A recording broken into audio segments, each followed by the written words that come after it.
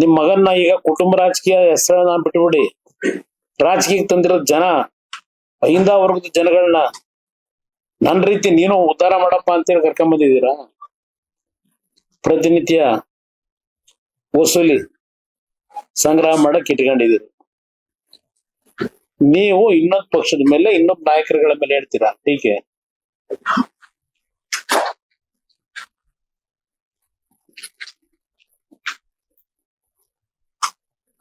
ಅದರಿಂದ ಇವತ್ತು ನಾನು ದಾವಣಗೆರೆಯ ಮತದಾರ ಬಂಧುಗಳಲ್ಲಿ ಮನವಿ ಮಾಡೋದು, ಒಬ್ಬ ಬಡ ಕುಟುಂಬದಲ್ಲಿ ಇರ್ತಕ್ಕಂತ ಹಿಂದುಳಿದ ವರ್ಗದ ವ್ಯಕ್ತಿಯನ್ನ ಆಯ್ಕೆ ಮಾಡಿದ್ದಾರೆ ಅಭ್ಯರ್ಥಿಯಾಗಿ. ಸಿದ್ದರಾಮಯ್ಯನವರು ಅಹಿಂದ ನಾಯಕರು ಅಂತಾರೆ, ಬಿಜೆಪಿ ಅಭ್ಯರ್ಥಿನ ಗೆಲ್ಲಿಸ್ಲೇಬೇಡಿ ಅಂತೇಳಿ. ಒಬ್ಬ ಅಹಿಂದ ಸಮಾಜಕ್ಕೆ ಸೇರಿರ್ತಕ್ಕಂಥ ವ್ಯಕ್ತಿ ಇವತ್ತು ಅಭ್ಯರ್ಥಿಯಲ್ಲಿ ಯಾಕಪ್ಪ ಸೋಲಿಸಬೇಕು?